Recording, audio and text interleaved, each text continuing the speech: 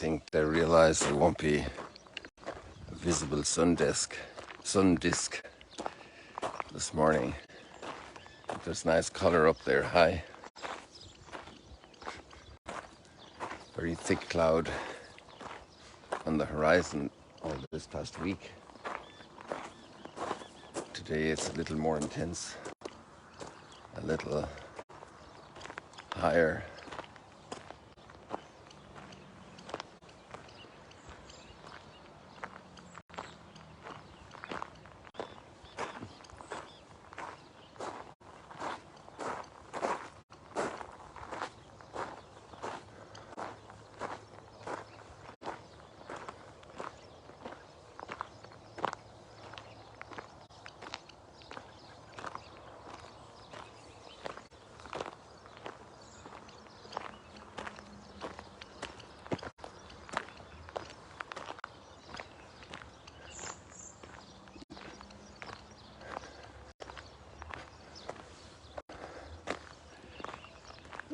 The readings today strike me very much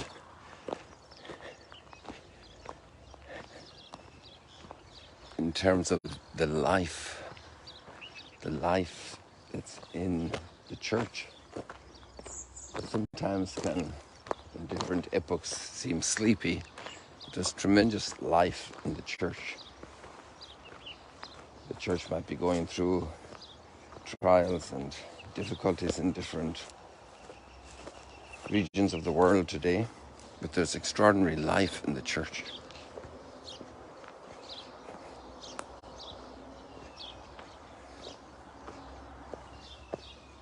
Normally, the attention goes to the gospel and the first reading because they're always very connected. But I'm struck by the second reading today. And if you will, it's towards the end of the New Testament in terms of chronology and development and writing. But I'd like to go down there into the text a little bit and just to see some of the words that are used.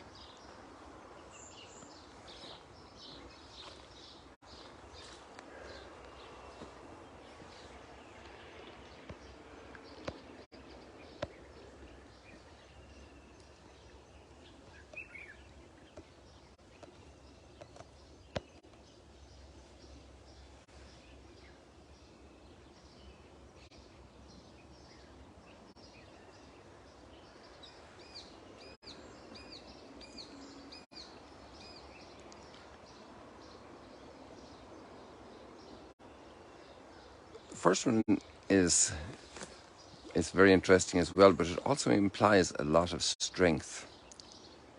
Always be ready to give an explanation to anyone who asks you for a reason for your hope.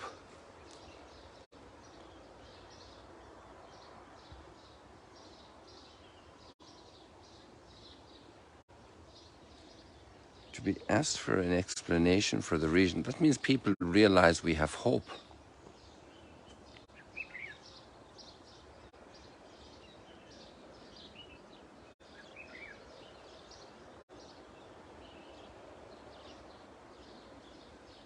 What's your hope? What's the strength of your hope? And this means it stands out, because for most people they would be discouraged. And yet you are filled with hope. Isn't that a characteristic of parents with a child that's gone down a very bad path? Their hope for that child is undying. And what's driving that hope?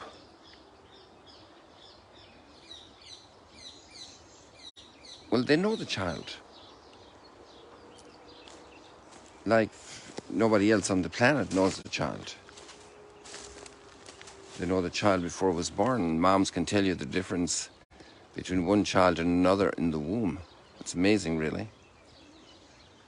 Their energy, their restlessness, their tranquility. so many things they can pick up. The parents know the child, and they know the goodness that was in the child. And now this poor drug addict that seems to have given up completely on life, the parents have not. The parents are doing everything and anything they can to bring that child back to life, to fan the flame to life. And they have hope. And so we have hope in our world today, we who believe, because God is at work in the world, and the corruption is not total.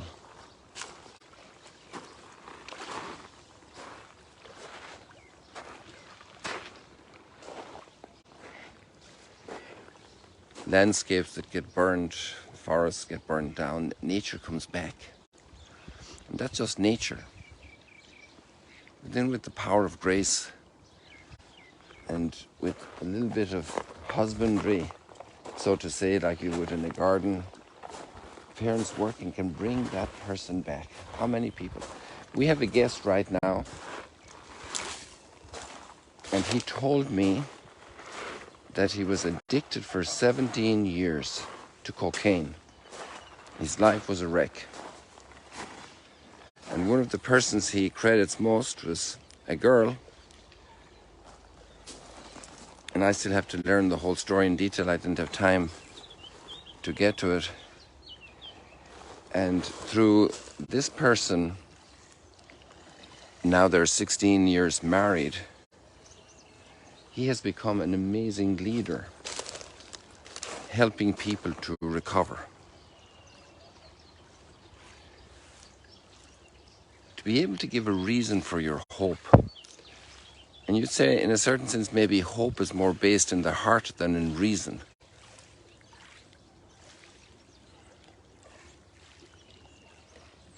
But actually, our hope is also based in the sacred scriptures.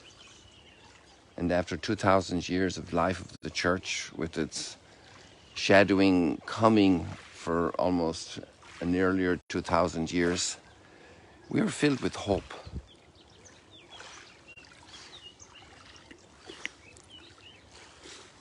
We are filled with hope because we know God's love for us, to be able to give reason for the hope. So the next point there is to be able to give reason. One thing is to have hope, and another thing is to be able to give reason for our hope.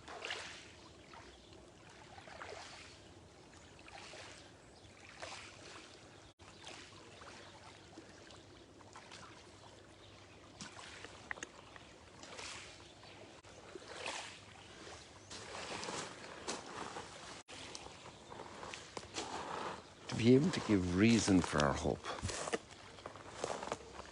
And that word able as well, there's able and able. One thing is to spout out something, and another thing is to recognize people where they're at and to be able to communicate it in a way that their hearts open more and more for this hope. And there's some further words said about that in the text.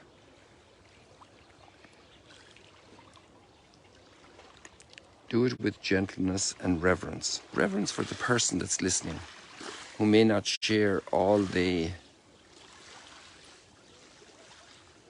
thoughts and understanding that you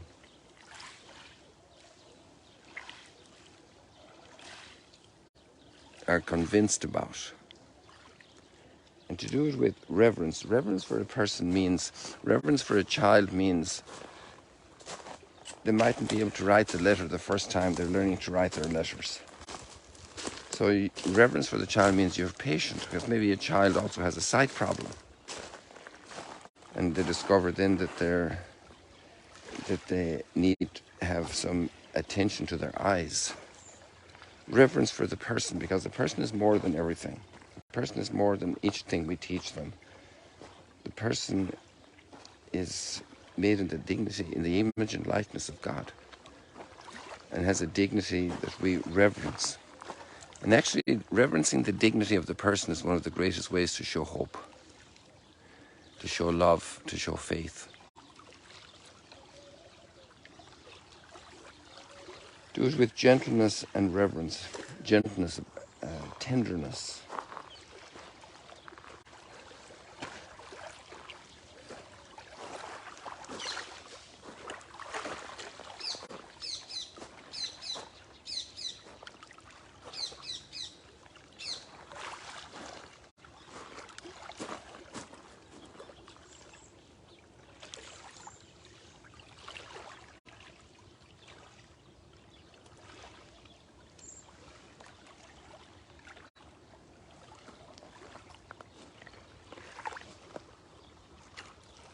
Keeping your conscience clear, because our engagement with another person, especially if we live that reverence and gentleness, then we're not going to abuse their thought, we're not going to force them, we're not going to con them, not going to cheat on them, not going to trick them.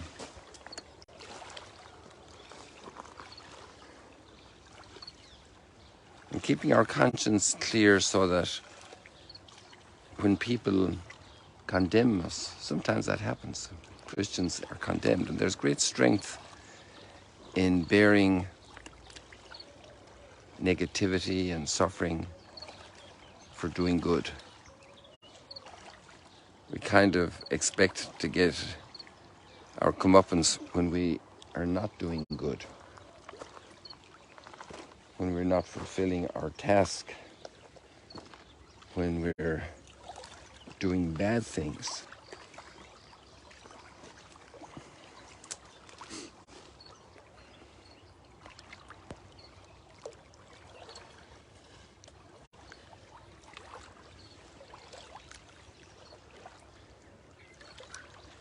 There's great strength in that, isn't it? For it is better to suffer for doing good, if that be the will of God, than for doing evil.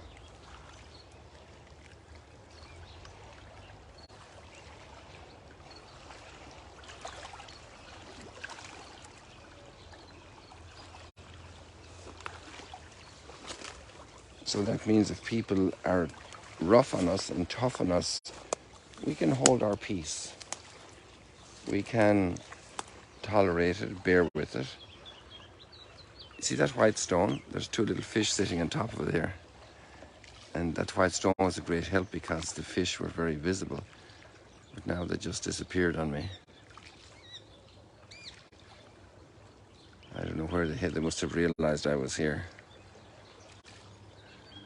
They were about 8 or 10 inches long, if I have estimated that correctly.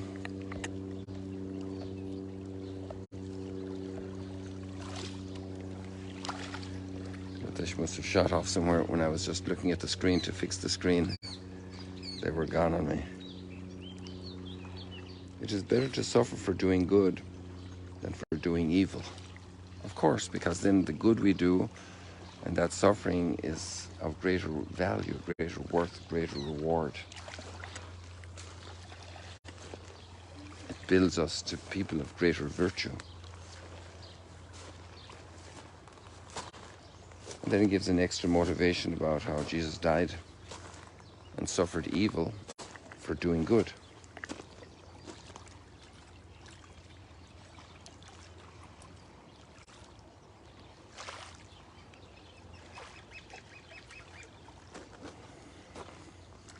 And in the line of this reading, we have, in the first reading, we have Philip going off to Samaria. And he is very blessed. His work is very blessed.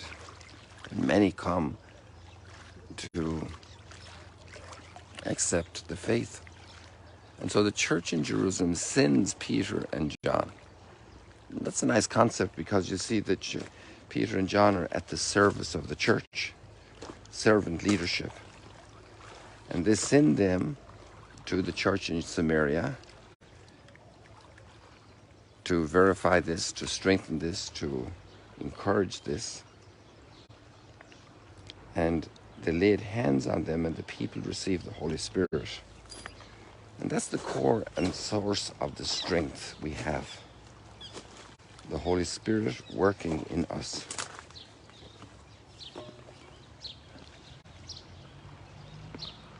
And the Holy Spirit is gentle like the light on the lake here. It doesn't replace the water. It doesn't do violence to the water. It embellishes it. It enriches it. The Holy Spirit doesn't replace our lives, doesn't take over our will. It doesn't subject us. The Holy Spirit enhances us, enlivens us, blesses us, inspires us, strengthens us, allows us to become fully us.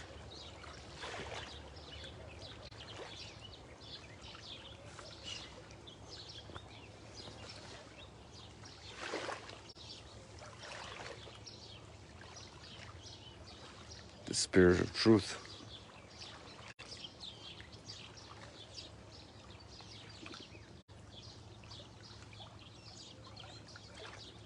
And then in that regard, I invite you to read the Gospel text, which is very beautiful, developing these thoughts more. And here I just noticed the sun coming through the top of the cloud there. So we get to see a little bit of the sun disk before we close.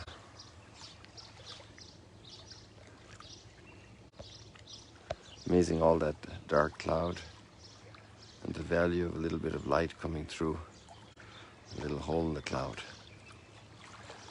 That reminds me of those parents looking for that little ray of light in a child gone down a bad road, that there'll be a turnaround. They're always looking for a little ray of light coming, a little breakthrough.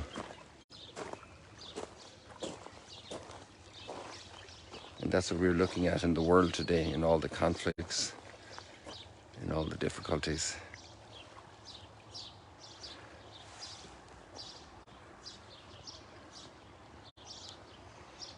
See you later, alligator. I think we're going to go out this side today so that we can say goodbye. And you can still see any little bit of the sun is coming here. God bless you all. Have a blessed Sunday, a blessed week. See you later, alligators. Oops. Just trying to...